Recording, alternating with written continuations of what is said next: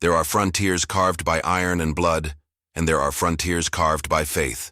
In the year of our Lord 1889, the Arizona Territory was both, a land of red dust and redemption, where men came to escape their pasts and forge new futures under a merciless sun. Towns appeared like mirages in the desert, built from desperation and hope in equal measure. Churches rose from the dust, their wooden crosses reaching toward a heaven that seemed impossibly distant in that vast, empty sky. The town of Salvation Ridge was no different. It wasn't marked on most maps. Just a scattering of buildings huddled together against the wilderness, clinging to the promise of silver in the nearby hills and water from a temperamental creek that sometimes ran dry for months. 200 souls called it home, maybe less. Most were miners, their hands perpetually stained black with ore dust. Others were merchants, prostitutes, gamblers, the usual collection of frontier humanity seeking fortune or escape or both. At the center of Salvation Ridge stood the church. Not grand, not beautiful, but solid. Built from pine timber hauled from the mountains, its walls were the color of honey in the afternoon light. Inside, rough-hewn pews faced a simple altar. No stained glass, no ornate decorations. Just a wooden cross, carved by hand, hanging above the pulpit. The floors were bare wood that creaked with every step. The windows were plain glass, already filmed with the perpetual dust that coated everything in that country. On Sundays, those windows would glow with lamplight, and the sound of hymns would drift across the desert night like prayers sent into the void. The man who tended that church was Reverend Josiah Thorne. He had arrived in Salvation Ridge 3 years prior, in the spring of 1886, appearing one morning with nothing but a worn Bible, a black suit that had seen better days, and eyes that seemed to look through the world rather than at it. Nobody knew much about his past. In the territories, asking too many questions was considered impolite. Men came west to become new versions of themselves, to shed old skins and old sins. Josiah Thorne seemed no different. He was a tall man, thin as a rail, with angular features that gave him the appearance of something carved from desert stone. His hair was dark, touched with gray at the temples, kept short and neat. He wore his black suit every day, regardless of the heat, as if the formality of it was a kind of armor against the chaos of frontier life.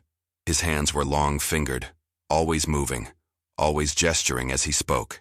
When he preached, those hands seemed to conduct invisible symphonies of salvation and damnation. His voice was his greatest instrument. Deep and resonant, it could fill the small church completely, rolling over the congregation like thunder across the flatlands.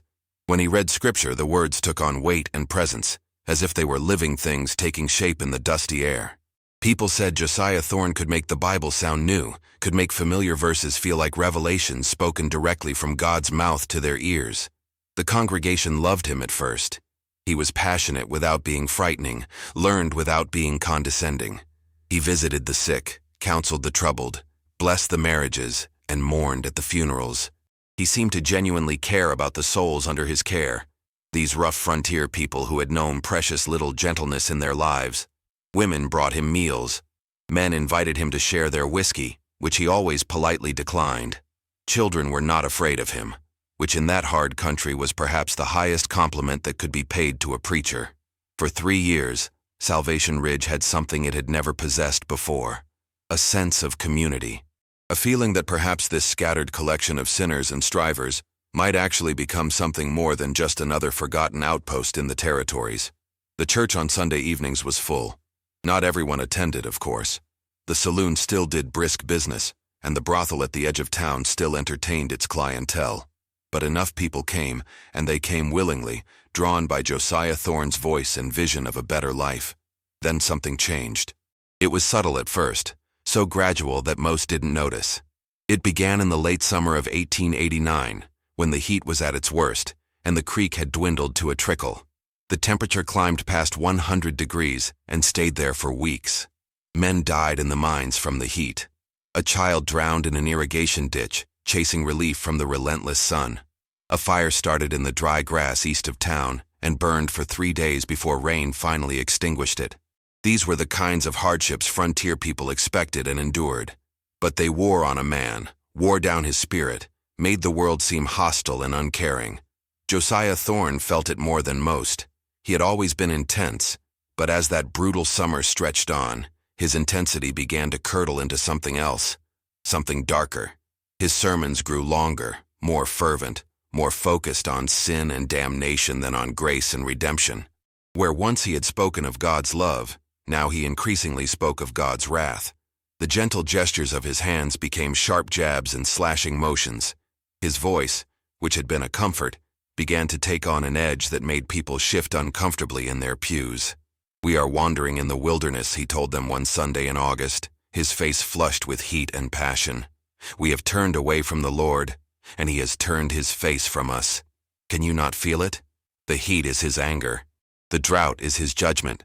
We have sinned, and we must repent, or we shall burn, not in this desert heat, but in the eternal fires that await the unrepentant." People chalked it up to the weather. Everyone was irritable in heat like that.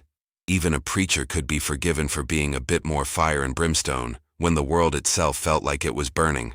But Sarah Whitmore, who cleaned the church twice a week, noticed other changes. The Reverend was sleeping in the church now, on one of the pews, rather than in the small room behind the building that served as his quarters. She would arrive in the early morning to find him awake, kneeling before the altar, his hands clasped so tightly that his knuckles were white.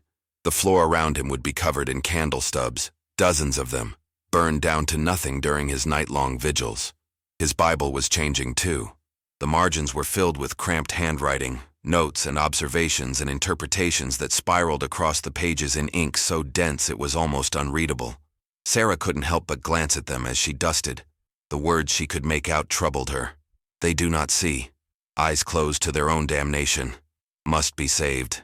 Must be purified. Fire cleanses all sin." She mentioned it to her husband Thomas, who worked as a carpenter in town. Thomas shrugged it off. "Man's entitled to his thoughts," he said. "Bible study is his job, ain't it?" But Sarah couldn't shake the feeling that something was wrong. The Reverend's eyes, which had once been kind and attentive, had taken on a glassy, distant quality. He seemed to be looking at people without seeing them, as if they were already ghosts, already lost. In September, a minor crisis gave shape to Josiah's growing obsession. A miner named Jack Pruitt was caught stealing from the company stores. It wasn't much, just some food and a blanket, but theft was theft. In a place as precarious as Salvation Ridge, trust was currency, and Pruitt had spent his. The mine foreman wanted to turn him over to the nearest marshal, which would mean a trial and likely prison time. Some of the other miners wanted rougher justice, the kind that ended with a rope and a tree. Josiah Thorne intervened. He went to the mine camp and demanded to speak with Pruitt. The two men spent an hour alone in one of the mine buildings, and when they emerged, Pruitt was weeping. The Reverend announced that the thief had repented, had accepted Jesus Christ as his Savior, and would make restitution for his crimes through work and prayer. The mine foreman, a man named Daniels who had no particular love for preachers, reluctantly agreed to give Pruitt another chance. But the Reverend wasn't satisfied with simple repentance. He insisted that Pruitt attend church every day, morning and evening, for prayer and Bible study. He wanted the man to confess his sins publicly before the entire congregation, to humble himself completely. Pruitt, grateful to avoid prison or worse, agreed. For a week he showed up faithfully, kneeling before the altar as Josiah Thorne stood over him, hands raised, voice booming through the empty church as he prayed for the salvation of this lost soul. Then Pruitt stopped coming. He showed up for work at the mine but skipped the evening prayer sessions. When confronted, he told the Reverend that he appreciated the help, but felt he had done his penance. He just wanted to move on with his life, try to rebuild his reputation through honest work. Josiah Thorne did not take it well. The next Sunday, his sermon was a furious denunciation of false repentance, of men who wore faith like a mask, only to discard it when convenient. He never named Pruitt directly, but everyone knew. The congregation sat in uncomfortable silence as the Reverend raged from the pulpit, his face dark with anger, spittle flying from his lips as he spoke of hypocrites and vipers, of souls that could not be saved because they would not truly submit to God's will. After that service, attendance began to drop. Not dramatically, but noticeably. Families that had never missed a Sunday suddenly had reasons to stay home. People who had once sought the Reverend's counsel now avoided him. The warm community that had been building in Salvation Ridge began to cool, to fragment. But a core group remained faithful, About 40 people, mostly older folks and families with young children, continued to attend regularly. They worried about their preacher, could see he was struggling, but they believed in him, believed in the good work he had done for the town. They thought he would come back to himself, that whatever darkness had taken hold would pass. They were wrong. What they didn't understand, what they couldn't see, was that Josiah Thorne wasn't struggling with darkness. He had embraced it, or at least, he believed he had found enlightenment in it. His nightly vigils had become more intense, more consuming. He barely ate anymore, surviving on water and scraps, his already thin frame becoming skeletal. His eyes were perpetually ringed with dark circles, sunk deep into his skull. When he preached now, he spoke with absolute certainty, the kind of terrifying conviction that allowed for no doubt, no questioning. His sermons had taken on a new theme. He spoke of false salvation, of people who believed they were faithful but were actually servants of the devil, walking in sin while wearing the mask of righteousness. He warned that Satan was clever, that he could hide in the hearts of even the most seemingly devout, waiting for the moment to drag them down to hell. And more troubling, he began to speak of drastic measures, of the need to root out sin completely, to purify through extreme means. Sometimes, he told the dwindling congregation one October Sunday, the body must be destroyed to save the soul. The flesh is weak, corrupted, a vessel of sin, but the soul is eternal. If we must choose between the temporary suffering of the flesh and the eternal damnation of the soul, what choice is there? We must save the soul, even if it means destroying everything else. Martha Preston, a widow who had been one of the Reverend's most ardent supporters, approached him after that service. "Reverend Thorne," she said gently, "perhaps you should rest. You've been working too hard. We're worried about you." She reached out to touch his arm, a gesture of comfort.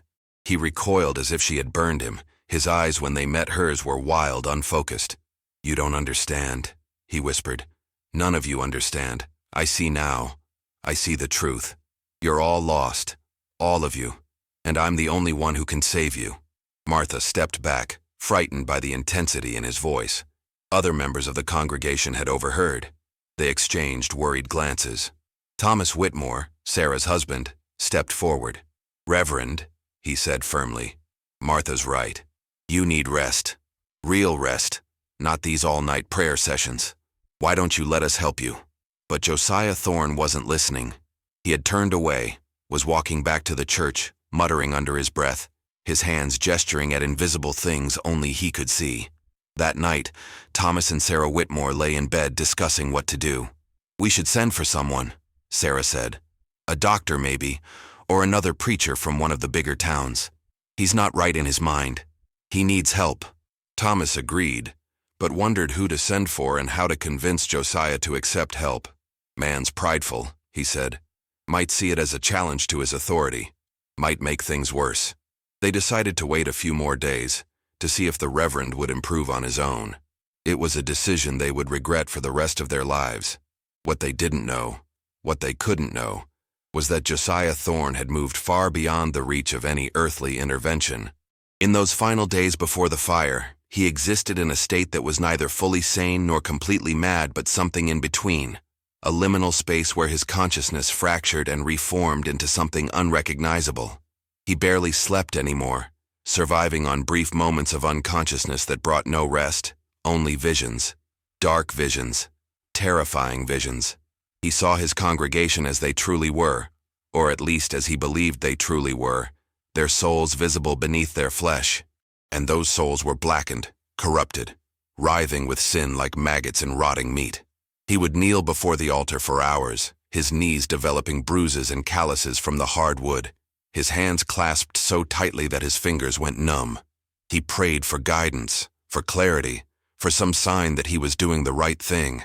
And in the silence that followed his prayers, in the empty spaces between his pleas to God, he heard something.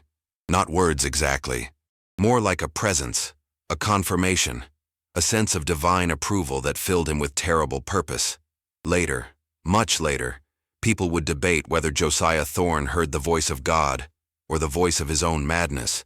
But to him, there was no difference. They were one and the same, unified in their command that he act, that he save his people the only way left to him. He began to prepare methodically. During the day, when people might notice, he maintained a facade of normalcy, or as close to it as his deteriorating state would allow. He conducted brief services, visited a few of the sick, performed his duties as a preacher, though his heart was no longer in the mundane aspects of ministry. His mind was fixed on the great work to come, the ultimate sacrifice that would ensure the salvation of the faithful. At night, when the town slept, he gathered supplies. The kerosene was easy to obtain. He told the general store owner he needed it for lamps, for cleaning, for various legitimate purposes. No one questioned a preacher buying lamp oil. He tested the locks on the church doors, making sure they were strong, making sure they would hold when the time came. He examined the windows, calculating whether anyone would be able to escape through them. He found them satisfactorily small and high. He moved pews slightly, not enough that anyone would notice during regular services, but enough to create the pathways he would need for the fire to spread properly. He was planning a massacre with the same careful attention to detail that another man might use to plan a wedding or a harvest festival. The banality of his preparations made them somehow more horrifying. There was no frenzy, no obvious madness in these actions. Just calm, methodical planning for the greatest act of violence Salvation Ridge would ever witness. On the final Sunday before the fire, his sermon was different, calmer, almost peaceful. Some in the congregation took it as a sign that he was recovering, that whatever darkness had gripped him was loosening its hold. He spoke of love, of God's infinite mercy, of the joy that awaited the faithful in heaven. His voice was gentle, almost wistful. "Heaven," he said softly, his eyes distant, looking at something only he could see. "A place of perfect peace. No more pain, no more suffering, no more sin. Just eternal rest in the bosom of the Lord. Wouldn't that be wonderful? To leave behind all the struggles of this harsh world and ascend to paradise? Sometimes I think about it. Sometimes I long for it with such intensity that I can barely stand to remain in this corrupted flesh." People nodded, thinking he was expressing normal religious sentiment, the kind of yearning for heaven that was common among the devout. They didn't realize he was describing his plan, outlining his vision of what he would soon give them whether they wanted it or not. 3 days later, on a Wednesday evening in late October, Josiah Thorne made his final preparations. He spent the afternoon in the church alone, arranging everything just so. He moved the heavy wooden pews slightly, creating clear pathways to the altar. He placed extra oil lamps along the walls, more than were usually needed for an evening service. He locked the front doors from the inside, something he had never done before. Then he sat in the front pew and waited, his worn Bible open on his lap, his lips moving in silent prayer. As the sun began to set, painting the desert sky in shades of orange and red, members of the congregation began to arrive for the evening service. Wednesday services were not as well attended as Sunday, but a dedicated group of about 30 people usually showed up. These were the faithful, the ones who truly believed, who came not out of social obligation but genuine devotion. They knocked on the locked door, confused. After a moment, Josiah opened it, standing in the doorway with a strange smile on his gaunt face. "Welcome," he said softly. Come in. We have much to do tonight." They filed in, still confused but not yet alarmed. These were people who trusted their preacher, who had no reason to fear him. The Whitmores were there, along with the Prestons, the Hendersons, the Keatings, Old Man Forrester, who never missed a service, young Mary Sullivan and her mother, the Dawson family with their 3 children, others, good people, frontier people, hard workers who came to church seeking comfort and community and connection to something greater than the harsh reality of daily survival. Once they were all inside, Josiah closed the door. They heard the sound of the lock clicking into place. Thomas Whitmore stood up, concerned now. "Reverend, why'd you lock the door?" Josiah Thorne walked slowly to the pulpit, his footsteps echoing on the wooden floor. He placed his hands on the worn wood, his long fingers splayed wide. When he looked up at his congregation, his eyes were shining with tears, and something that might have been joy or madness, or both. "My dear friends," he began, his voice soft, almost tender. "My beloved flock, I have brought you here tonight because I love you, because I care about your immortal souls more than you can possibly understand. I have watched you, I have prayed over you, and I have seen the truth that you cannot see yourselves." He paused, his hands gripping the pulpit so hard the wood creaked. "You are damned. All of you. Your souls are corrupted, stained with sin so deep that no amount of prayer or repentance can wash it away. The devil has his hooks in you, and he will drag you down to hell when you die." The congregation shifted uncomfortably. This was becoming all too familiar. Another of the Reverend's dark sermons about sin and damnation. But there was something different tonight, something in his tone and manner that set off alarms in the more perceptive among them. Sarah Whitmore grabbed her husband's arm. "Thomas," she whispered urgently, "something's wrong. We need to leave." Thomas nodded and stood, pulling Sarah up with him. "Reverend, I think we'll be going now. Sarah isn't feeling well." But Josiah raised a hand, his voice suddenly sharp and commanding. "Sit down. You will not leave. Not yet. Not until I have saved you." His other hand disappeared beneath the pulpit and emerged holding a pistol, an old army Colt that he pointed at the congregation. Gasps and cries erupted through the church. Children began to whimper. Martha Preston stood up, her face pale. "Josiah, what are you doing? Put that gun down, this isn't right." "Isn't right." He laughed, a high, brittle sound that echoed through the church. "What's right is saving your souls. What's right is doing what God has commanded me to do. Don't you see? I've been shown the truth. The flesh is corrupted, but the soul can still be saved. The body must be destroyed to free the soul, to send it to heaven before the devil can claim it. I am doing God's work. I am your salvation." The horror of what he was proposing began to dawn on them. This wasn't just another disturbing sermon. Their preacher, the man they had trusted, had gone completely mad, and he had a gun. Thomas Whitmore moved slowly toward the door, trying to appear calm. "Reverend, let's just talk about this. Put the gun down and we can discuss whatever you're feeling. We're your friends. We want to help you." But Josiah swung the pistol toward Thomas, his hand trembling but his aim steady enough. "Don't move, any of you. If you try to leave, I'll shoot. And then your souls will be lost forever, taken by violence rather than sacrificed in holy fire. Please, please just trust me. I know what I'm doing." Holy fire. The words hung in the air like smoke. Sarah looked around and noticed the oil lamps positioned along the walls, more than usual. She saw the way the pews had been arranged, creating clear paths to the altar, but also blocking the easier routes to the door. And she smelled something else beneath the usual scent of old wood and candle wax. Kerosene. Her heart began to hammer in her chest. "Thomas," she breathed. "He's going to burn the church. He's going to burn it with us inside." The realization spread through the congregation like wildfire itself. Parents clutched their children. Old man Forrester, who had fought in the war and seen terrible things, felt his blood turn to ice. Mary Sullivan began to cry, great heaving sobs of terror. Her mother held her close, her own face a mask of disbelief.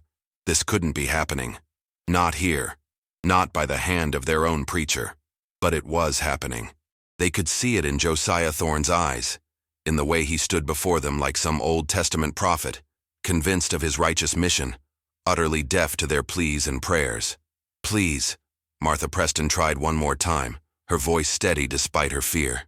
"Josiah, I know you're a good man. I know you care about us, but this is wrong. This is murder. God doesn't want this. He would never ask this of you." Josiah shook his head slowly, sadly, like a teacher disappointed in a student who refuses to understand a simple lesson. "You're wrong, Martha. God asked Abraham to sacrifice Isaac. God sent fire down on Sodom and Gomorrah. God demanded blood sacrifices throughout the Old Testament. He is a God of fire and judgment as much as a God of love and mercy. And he has chosen me as his instrument. Your deaths will be a sacrifice, a cleansing. Your souls will ascend to heaven pure and clean, saved from the damnation that awaits if you continue to live in sin." While he spoke, he was moving, backing toward one of the walls where an oil lamp hung. With his free hand, he grabbed a can that had been hidden beneath one of the pews. Kerosene sloshed inside it. The sound made several people gasp. This was real. This was really happening. Thomas Whitmore made a decision. He was a large man, strong from years of carpentry work. If he could rush the Reverend, tackle him before he could light the fire, maybe they could all get out alive. He gathered himself, muscles tensing, preparing to charge. But Josiah saw it. that moment of decision in Thomas's eyes. "Don't!" he shouted, leveling the pistol directly at Thomas's chest. "I will shoot you, Thomas. I don't want to, but I will. Please don't make me. Just sit down. All of you, move to the center, near the altar. Now!" His voice cracked on the last word, desperation and madness bleeding through. The congregation, trapped and terrified, complied. Parents carried their children. Old folks hobbled forward. They clustered near the altar, pressed together, seeking comfort in proximity even as they realized they were gathering together like kindling. Josiah began to pour the kerosene. He splashed it along the walls, working his way around the perimeter of the church. The fumes were overwhelming, making eyes water and throats burn. The wooden walls drank up the accelerant, darkening where the kerosene soaked in. He worked methodically, deliberately, never taking his eyes off the congregation for more than a moment, the pistol always in his other hand, always ready. He was muttering as he worked, prayers or curses or both, his voice a constant drone beneath the sounds of terrified breathing and muffled sobbing. When the can was empty, he tossed it aside. It clattered across the wooden floor, the sound obscenely loud in the tense silence.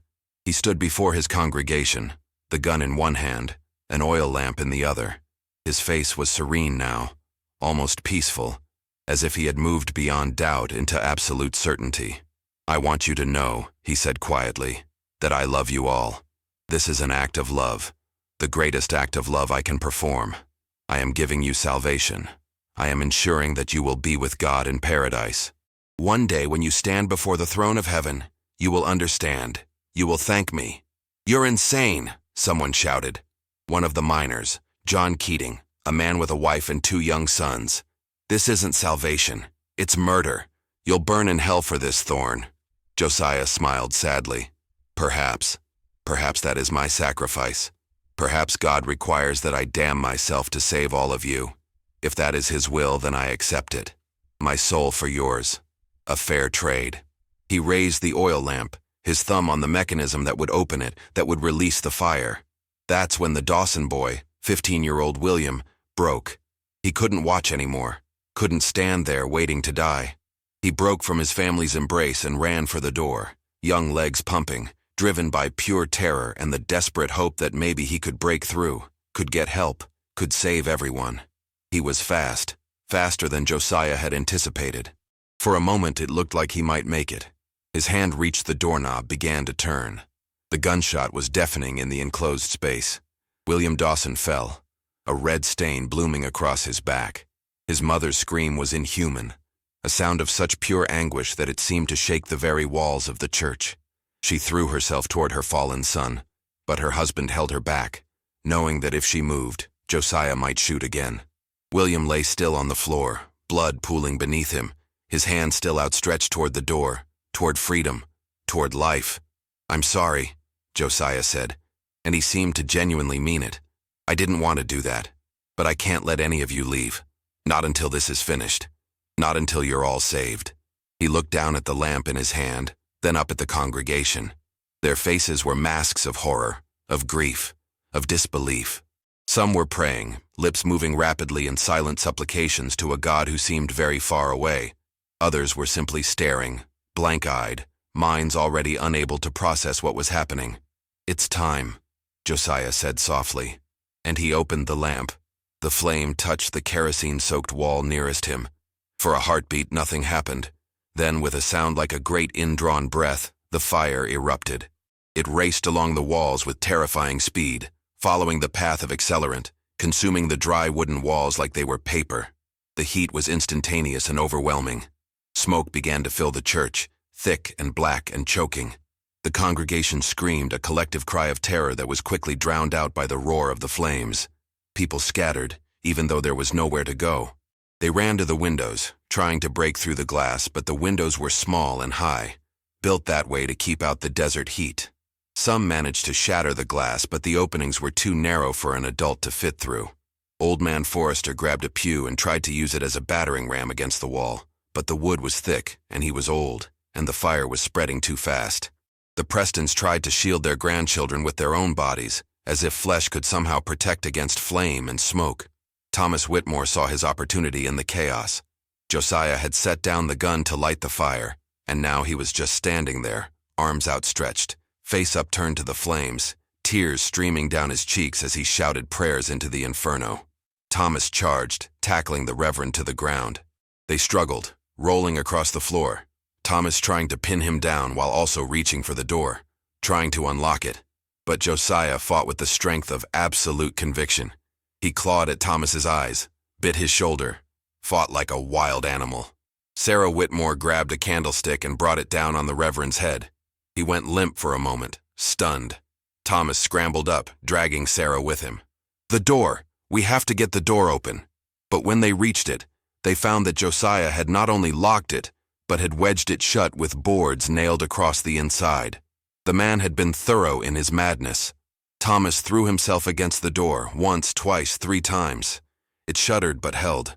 The fire was all around them now, the heat so intense it was hard to breathe. Sarah was coughing, choking on smoke. Behind them, Josiah Thorne rose to his feet. Blood ran down the side of his face from where Sarah had struck him, but he was smiling. "Don't you see?" he shouted over the roar of the flames. "Don't you feel it? God is here. He has accepted our sacrifice. We are being purified. The flames are cleansing us. Soon we will be with him in paradise." He spread his arms wide, and his clothes caught fire. He didn't seem to notice or care. He just stood there, burning, laughing, crying, lost completely in his vision of salvation. The church was a furnace now. The roof timbers were burning, beginning to collapse. A beam fell, crushing Martha Preston beneath it. Her final scream was mercifully brief. The Dawson parents had reached their son's body, had thrown themselves over it, as if they could somehow protect him even in death. The flames took them together. All around, people were falling, overcome by smoke or fire, or both. Children's cries turned to silence. The smell was indescribable, a nightmare combination of burning wood and burning flesh and burning everything. Thomas Whitmore made one final attempt at the door, slamming into it with every ounce of strength he had left. Something cracked. The door shifted slightly. Sarah, barely conscious from smoke inhalation, helped him pull at the boards. One came free, then another. Through their darkening vision, they could see the night sky outside, cool and dark, and infinitely distant. They pulled harder, desperation giving them strength they didn't know they possessed. The door swung open. Fresh air rushed in, feeding the fire behind them, making it explode with renewed fury. They fell out into the dirt, coughing, burned, barely alive. Behind them, the church was a tower of flame reaching into the night sky. They could hear screaming still, but it was fading, being swallowed by the fire. Thomas tried to get up, tried to go back in, but Sarah held him down. "They're gone," she sobbed. "They're all gone. We can't help them now." Even as she said it, the roof collapsed completely, sending a column of sparks and ash spiraling into the dark sky. The screaming stopped. There was only the sound of the fire, consuming everything, destroying all evidence of the horror that had occurred within those walls. People from the town began to arrive, drawn by the orange glow visible for miles across the desert. They formed a bucket brigade from the creek, trying to save the nearby buildings, but no one tried to save the church. There was nothing left to save. They watched in horrified silence as the structure burned down to its foundation, taking everyone inside with it. When Thomas and Sarah could finally speak, they told what had happened. People didn't want to believe it. Their preacher, burning his congregation alive to save their souls. It was madness. But the evidence was there in the ashes, in the bodies that would be found when the embers cooled, in the haunted eyes of the only 2 survivors. 31 people died that night. The town of Salvation Ridge never recovered. Within a year, most of the residents had left, unable to live with the memory of what had happened. The mine played out anyway, the silver veins running dry. The buildings fell into disrepair, claimed by the desert. By 1895, Salvation Ridge was a ghost town, abandoned and forgotten. All except for the church, or rather, what remained of it. The foundation and the stone altar survived the fire, along with the iron cross that had hung above the pulpit. The cross had fallen during the collapse but remained largely intact, driven point first into the ground like a grave marker. Strange stories began to circulate about the ruins. Travelers passing through reported hearing singing late at night, hymns rising from the burned-out shell of the church, sung by voices that didn't sound quite human. Some claimed to see figures moving inside the ruins, shadows that looked like people gathered for a service that would never end. Others spoke of a tall, thin figure in black standing among the ashes, arms outstretched, face turned to the sky, flames flickering across his form, even though there was nothing left to burn. The few former residents who returned to collect belongings or settle affairs refused to go near the church ruins. Thomas Whitmore came back once, 5 years after the fire, hoping that enough time had passed that he could face it. He stood at the edge of the foundation, looking at the ash-stained stones and the iron cross driven into the ground. He thought he heard something. Voices? Prayers? The crackle of flames? He couldn't be sure. What he was sure of was the overwhelming sense of wrongness that emanated from that place, as if the evil that had occurred there had seeped into the very soil, had made the ground itself unholy. He left quickly, practically running back to his horse, and swore never to return. Sarah had the right idea. She had refused to come at all, had told him that place was cursed, that going back would only bring the nightmares flooding back. She was right. For the rest of his life, Thomas Whitmore was haunted by that night. He would wake screaming, convinced he could smell smoke, could hear the screams of the dying. He never entered another church. When people asked him why, he would only shake his head and say, "I've seen what faith can become. I've seen what a man can do in God's name. I want nothing more to do with it." Sarah Whitmore's account of the tragedy, written in a journal she kept, survived and was later found by a historical society in the 1930s. The entries make for difficult reading. She describes the gradual deterioration of Josiah Thorne's mental state, the way his faith twisted into fanaticism, the way his love for his congregation transformed into the most horrifying kind of possession. She writes about the night of the fire in vivid, painful detail, sparing nothing, as if she felt compelled to record every terrible moment so that it might serve as a warning to others. The final entry in her journal, written weeks after the fire, is brief. "I used to believe that God spoke through his ministers, that men of faith were somehow closer to divinity than the rest of us. I don't believe that anymore. I think God is silent, and what we hear in that silence is our own madness echoing back at us." Josiah Thorne believed he was doing God's work. He believed he was saving us. And maybe that's the most terrifying thing of all, that a man can commit the most unspeakable evil while utterly convinced that he is acting from love, from righteousness, from divine command. If God exists, he allowed that to happen. He allowed a madman to burn 31 people alive in his house. I don't know what that says about God. I don't know what that says about faith.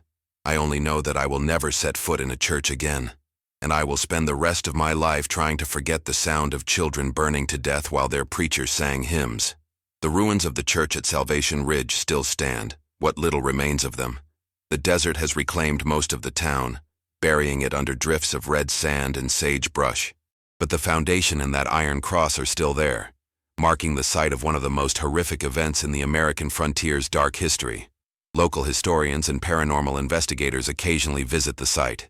Almost all of them report feeling profoundly uncomfortable there, a sense that they are being watched, that the air itself is thick with old grief and older horror. Some have reported more active phenomena, photographs that show strange shapes in the ruins, orbs of light that have no natural explanation, shadows that seem to move independently of any light source. One investigator in the 1980s set up recording equipment to capture any anomalous sounds. When he played back the recordings later, he claimed to hear the sound of singing, faint but distinct, a congregation raising their voices in a hymn. Beneath the singing, he could hear screaming. He never returned to the site and refused to discuss his findings publicly, though he did send his recordings to several universities. Analysis of the tapes was inconclusive. The sounds could be explained as wind, as equipment malfunction, as any number of natural phenomena. But those who listen to them, who hear that ghostly choir and the screams beneath it, often come away deeply disturbed. The question that haunts anyone who studies the Salvation Ridge tragedy is simple but terrible. Was Josiah Thorne evil? Or was he insane? Or was he simply a man whose faith grew so large, so consuming, so absolute that it destroyed everything around him? In his own mind, he was a savior. He believed, with total conviction, that he was condemning his body to save theirs, sacrificing his own soul to ensure their eternal salvation. The theology is twisted, heretical, a perversion of everything Christianity teaches. But it was real to him. More real than the screams of his congregation, more real than the flames consuming them, more real than the blood on his hands. There is a kind of horror in that, deeper and more disturbing than any ghost story or supernatural tale. The horror of a man so certain of his righteousness that he becomes capable of the most grievous sin. It raises uncomfortable questions about the nature of faith itself, about the line between devotion and madness, about what happens when belief is untethered from mercy and compassion and basic human decency. Josiah Thorne read his Bible constantly. He prayed for hours each day. He studied Scripture and sought God's will with every fiber of his being, and it led him to lock his congregation in a church and burn them alive. The survivors, those few who remained in the region, tried to make sense of it. Some believed Josiah had been possessed by a demon, that no human being could commit such an act without supernatural influence. Others thought he had simply been driven mad by the heat and isolation of frontier life, by the constant struggle against a harsh and unforgiving land. A few, very few, whispered that perhaps he had actually seen something, experienced something during his nighttime vigils that showed him a truth the rest of them couldn't perceive. That perhaps, in some unfathomable way, he really had been trying to save them from something worse. But what could be worse than being burned alive? What damnation could be more terrible than the one Josiah inflicted on his flock? The people who suggested such things were quickly shouted down, their ideas deemed not just wrong but dangerous. Yet the question lingered. What did Josiah see in those long nights alone in the church? What revelation, or hallucination or message did he believe he received that justified such an act? His journal was never found.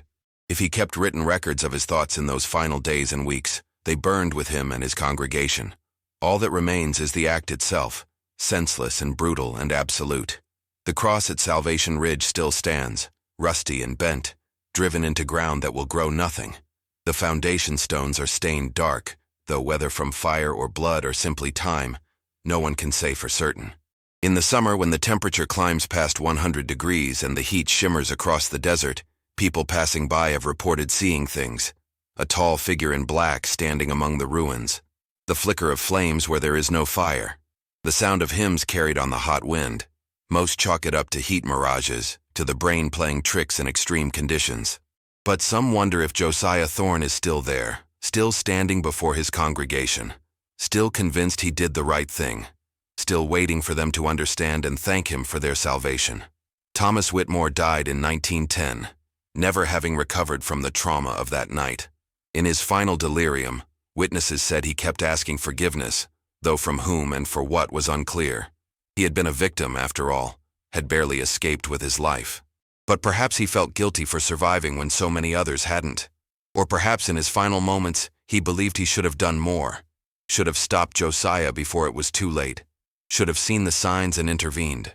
The truth is that no one could have stopped Josiah Thorne.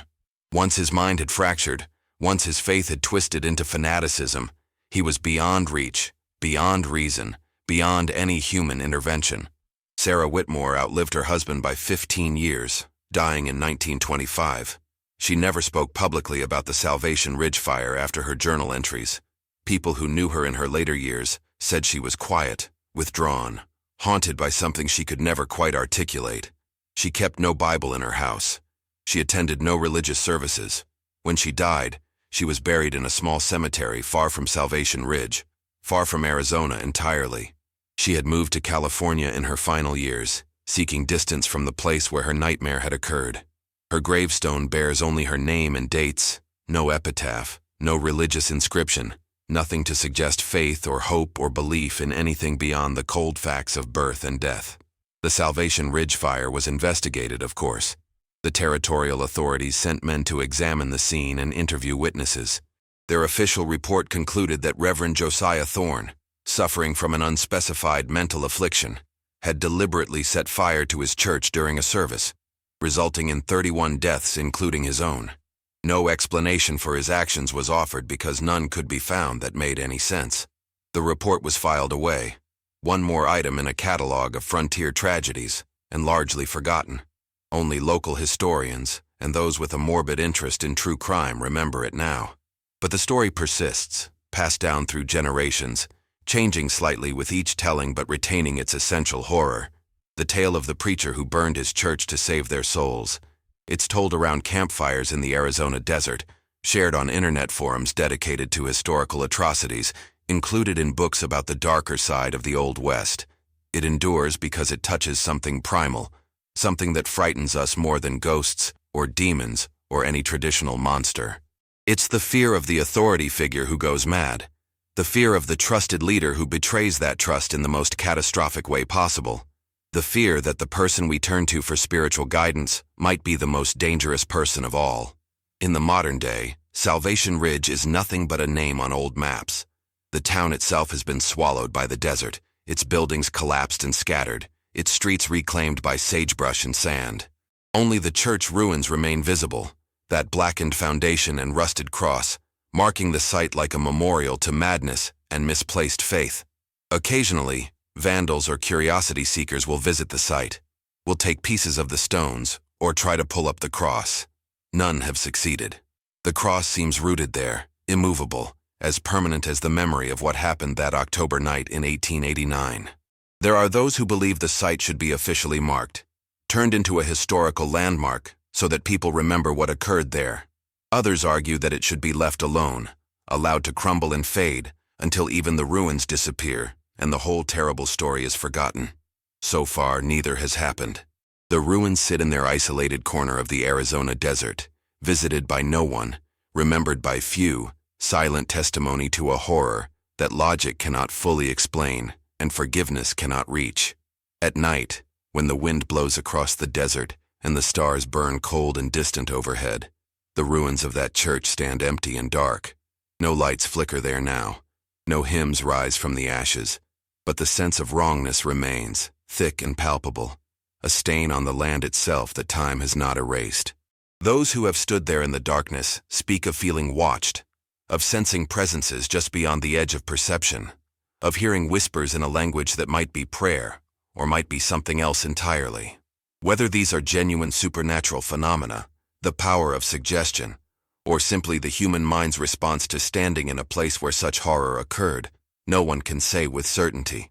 What is certain is that 31 people died there, burned alive by a man who believed he was saving them. What is certain is that faith, when twisted by madness, can become the most dangerous force in the world. What is certain is that the line between devotion and fanaticism is thinner than we would like to believe, and that ordinary people, given the wrong circumstances and the wrong ideas, are capable of extraordinary evil. These truths are uncomfortable.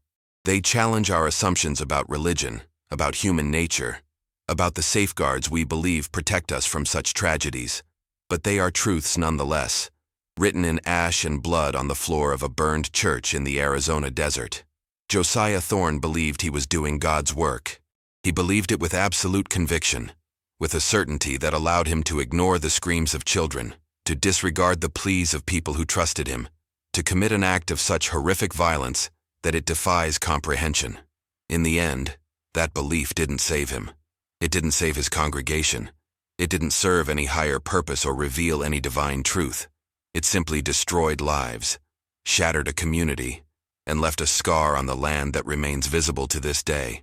If there is a lesson in the tragedy of Salvation Ridge, perhaps it is this: beware the man who claims to know God's will with absolute certainty. Beware the preacher who speaks only of judgment and never of mercy. Beware faith that has lost its compassion, devotion that has forgotten its humanity. The frontier was a place of extremes, where ordinary rules often didn't apply, where isolation and hardship could push people to the edges of sanity and beyond. But even in that context, even in that brutal and unforgiving landscape, what Josiah Thorne did stands out as exceptional in its horror. It serves as a reminder that the monsters we should fear most are not the supernatural beings of folklore and legend. They are the human beings who convince themselves that cruelty is kindness, that destruction is salvation, that murder is mercy. Those monsters are real. They walk among us, and sometimes they wear the collar of a man of God. The sun sets over the ruins of Salvation Ridge every evening, painting the desert sky in shades of orange and red that echo the flames that once consumed the church. The cross casts a long shadow across the blackened foundation, a dark mark stretching across the sand. If you stand there at that hour, in that light, you can almost imagine you hear something. Singing, perhaps, or screaming, or both at once, intertwined, inseparable, eternal. But when you listen closely, when you really try to make out the sound, there's nothing but the wind. Just the wind, and the silence, and the weight of old evil, that no amount of time will ever fully erase. Some frontiers were never meant to be crossed. Some doors, once opened, can never be closed. Some acts are so terrible that they leave permanent marks, scars on the soul of a place that remain long after all the witnesses are dead, and all the physical evidence has crumbled to dust. The church at Salvation Ridge is one such place. The story of Josiah Thorne and his final terrible sermon is one such act. They endure not because we want to remember them, but because we cannot forget. They endure as warnings, as reminders, as evidence of what human beings are capable of when faith becomes fanaticism and love transforms into something unrecognizable and lethal. This is the truth of the cursed frontier. Not ghosts or demons or supernatural forces, though those make for easier stories to tell and digest. The real curse is human nature itself, the capacity for self-deception, for convincing ourselves that our worst impulses are actually divine inspiration. That capacity exists in all of us, dormant perhaps, but present. The frontier merely exposed it, stripped away the civilized veneer, and showed us what lay beneath. In Josiah Thorne's case, what lay beneath was a void of madness and misguided conviction so deep that it swallowed 31 souls and left only ashes and horror in its wake. The Iron Cross still stands in the ruins, bent, rusted, driven into cursed ground. A monument not to faith but to its corruption, not to salvation, but to damnation carried out in salvation's name. It will stand there until it finally succumbs to time and weather, until it falls and is buried beneath the shifting sands of the Arizona desert. But even then, even when every physical trace of the Salvation Ridge tragedy has disappeared, the story will remain. Told and retold, passed down through generations, serving its grim purpose as a cautionary tale about the darkness that can bloom in the human heart when it believes itself illuminated by divine light. And on quiet nights, when the wind blows just right across the desert waste, perhaps you can still hear them. 31 voices raised in hymns they never wanted to sing, trapped in a service that will never end, dying over and over again in flames that never stop burning, while above them, arms outstretched, face turned toward a heaven that does not answer, stands their preacher, still convinced, still certain, still absolutely, terribly, damnably wrong.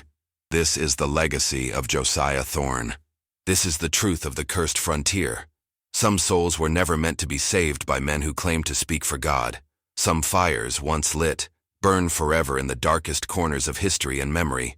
And some frontiers, once crossed, destroy everyone who dares to venture beyond them into the terrible unknown.